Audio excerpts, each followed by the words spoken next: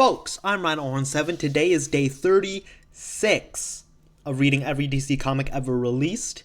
Today, I read 10 comics. As I always do, I do 10 comics a day, and I will be finished in about 18 years according to my calculations. So, today we start with Hit Comics number 4.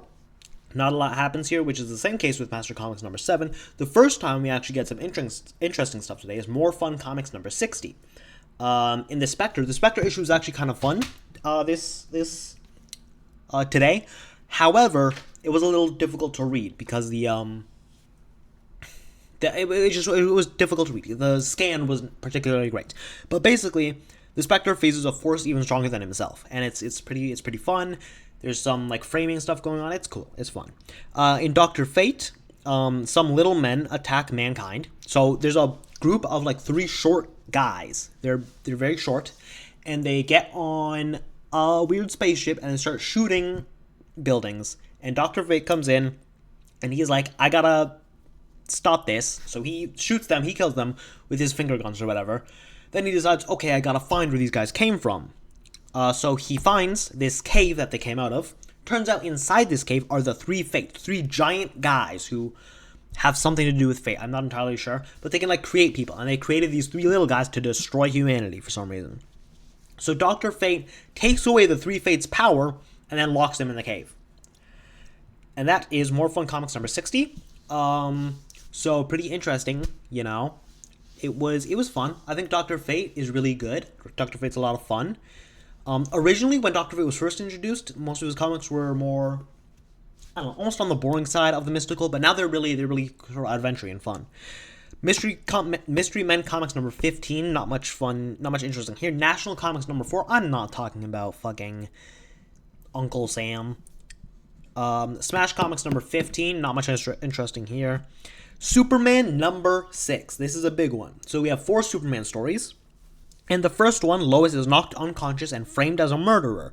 Turns out the killer was just some random architect. Also, finally, we get someone who actually knows who Superman is. Someone who has heard of Superman. There's a guy in here who sees Superman get hit by a bullet and is like, wait, dude, I've heard that you can do that. I just didn't believe it. And this is the first time we've seen someone recognize Superman before getting beaten up by him. Which is cool, I guess. But still, you'd expect a lot more people to know about him and how powerful he is, considering how long he's been in Metropolis at this point. The second story is just a standard racketeering plot, pretty boring. The third story involves a boat and a plane, and it's pretty boring too. The final story in this issue is actually really good. Basically, Clark is sent to write about a building that recently collapsed. He discovers that the head of construction... he discovers the head of the construction firm is dead. Clark notices that the head, who is named John, committed suicide, but he's positioned like he committed suicide. He's holding a gun and he's in a suicide stance.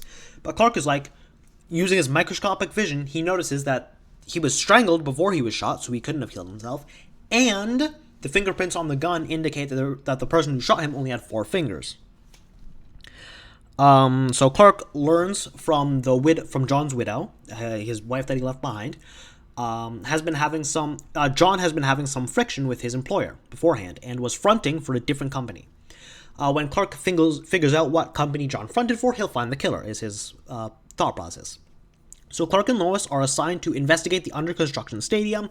When they get there, the guy leading the construction, I guess, gets in an altercation with Clark and pushes him. So Clark tricks the man into revealing who his employer is. So Clark goes and finds this employer. Turns out he only has 4 fingers. Clark realizes that's really suspicious, so Clark becomes Superman to investigate the stadium. Turns out all the materials that are making up the stadium are weak and cheap. The cement, the wood, everything is just weak and cheap and easily destructible. Superman saves some workers who fall into a vat of cement. Lois invites Clark to the stadium's opening, but he decides to stay home so he can investigate some things with Superman in secret. Superman listens in on the employer's phone call. The employer blackmails the mayor into signing a release that will give him money, I think. I'm not entirely sure about that part. Superman takes the mayor and Jackson, who is the employer, to the stadium. He traps them in the tower part of the stadium while saving as many people as he can while the stadium begins to crumble. Superman is at one point forced to choose between saving Lois and saving a bunch of children. Lois tells him to save the children, so he does, but then he goes over and he digs her out of the rubble, and it turns out she's badly injured. So he takes Lois to the hospital. Then he returns to the stadium, and saves Jackson and the mayor just before the tower crumbles. He puts them on the... Okay, this part is insane. He takes them, he attaches them to the bottom of a plane, and basically says, when this plane lands, you will get squished to death. You'll get crushed to death. And if you don't tell me, if you don't confess, I will let that happen. So obviously they confess, but it's crazy that he threatened that. Then Clark finds out Lois will die without a blood transfusion, so he decides, okay, test my blood. He rips off a piece of his skin so the needle can actually penetrate, so nobody finds out his skin is indestructible. He just casually rips it off, and it turns out his blood is good for every blood type. Also, as soon as Lois has his blood inside of her, she gets up right out of her bed and is completely fine, which is pretty crazy. Clark has crazy blood, which should be obvious because it's Superman. Anyways, that is Superman number 6. I really liked this issue, especially that last story. It was fun. It was good. That ending moment with Lois was lighthearted and nice and sweet. And now we move on to Whiz Comics number 9. Captain Marvel. Billy learns about a jewel that was stolen from a museum with no evidence. He begins to investigate and discovers a scientist far away from the city who owns the only autogyro, which is a toy helicopter. And Billy has an idea. Alright, turns out the scientist Durgan has a shrinking ray and uses it to have people steal things for him using the autogyro. He has 2 employees. I think one of them is forced to work with him, and one of them does it voluntarily. Captain Marvel helps one of the shrunken people, Marco, become big again. Turns out Marco is from the country that the jewels were stolen from, and that's why he was forced to steal them. And he was kidnapped by Durgan. So Shazam nearly kills Durgan and his assistant by crashing the autogyro, which they use. So there's also a big ray that Shazam uses to help Marco become big again. And Durgan and his driver, who is also in on this, use it to make the autogyro massive so that they can fly away. And Shazam grabs the autogyro, rips off the fabric covering it, and it breaks down, obviously, and it crashes into a big haystack, which lights on fire. So they nearly die, but Shazam finds a truck of milk and dumps it on the fire. I didn't know they had trucks of milk. It's not a truck of milk, it's like a tank of milk that's part of a train. There's a train, and the train has a big tank of milk, for some reason. Do they do that? I don't think they do that. But, basically, the criminals are arrested, Marco is freed, and the day is saved. Now we move on to Action Comics number 30. This one was interesting, to say the least. Metropolis is plunged into the winter in the middle of the summer. Some bald guy wants a lot of radium. He used the radium to affect the weather and destroy people, reducing them to shadows, and he's bald. Okay.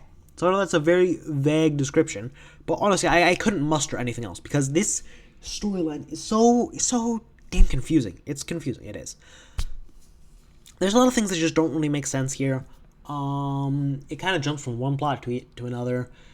There's some weird stuff about Arab people in it too, that feel Islamophobic, and there's not really a reason for them to be here and be doing what they're doing. And there's some weird civil war going on between this bald guy's employees.